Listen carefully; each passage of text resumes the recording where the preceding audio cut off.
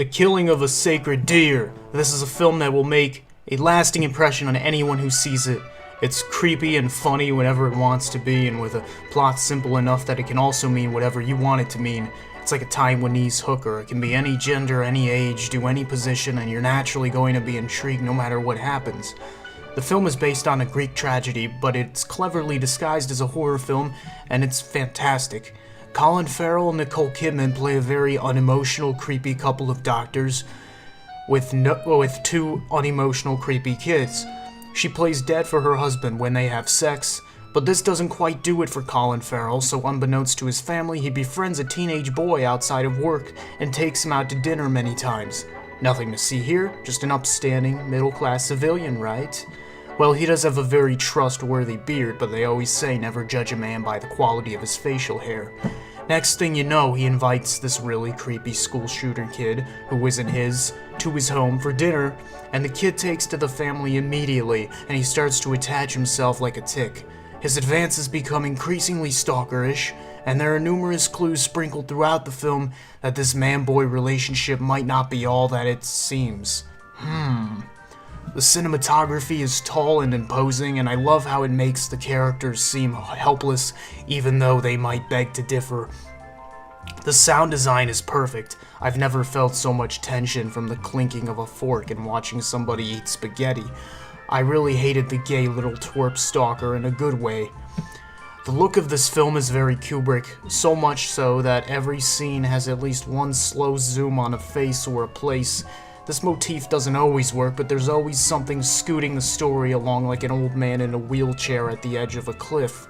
The director, Yorgos Lanthimos, doesn't dwell in his own aesthetic and jerk off to it like, say, a Villeneuve would. As the plot progresses and you see this family start to inwardly collapse under the weight of what seems to be mere coincidence, it turns out to be so much more than expected. It pushes you into this kind of despairing metaphysical corner, and by being so cold, one could argue that it's tackling the tragedy from a less personal angle. This is a very psychological kind of horror, and what's fascinating is how restrained the characters remain when what is actually happening would be so much more catastrophic in the real world. Now, this is a minor criticism, but once the dread really starts to kick in and you're left to observe this hopeless predicament that this family finds themselves in, you might wish the characters had acted a bit more human from the start so that we could see the full emotional scope of the horror, but Lanthimos doesn't allow his characters a whole lot of emotional leeway. They deliver their dialogue in a very flat, stilted cadence, and they say weird shit that nobody would say. For example, the creepy daughter talks about getting her period. The wife gives her husband's colleague a handjob in exchange for information without a moment's hesitation.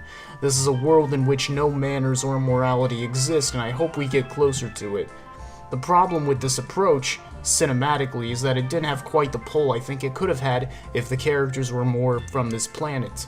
The question becomes, how should they react to these forces beyond their control? Even though no love seems to exist in this family, they handle it better than most would. The movie's power doesn't stem from the conventional reactions we're so used to getting out of characters. It is refreshingly nihilist from start to finish. I didn't like the ending. The movie just kind of stops after being so well paced, and we're left to take everything that happened previously at face value. I hate when movies just drop everything they were building up to for no reason, but still, what a build.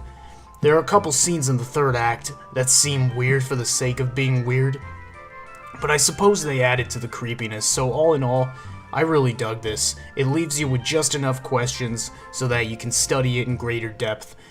If you see films as science projects that need to be dissected shot by shot, I say, fuck that, I got other films to get to.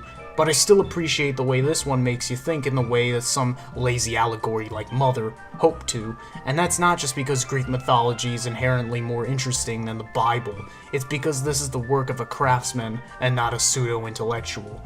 Out of all the Kubrick imitations I've seen, you can't get much closer than this. You should absolutely see this movie. I'm giving it a 9 out of 10.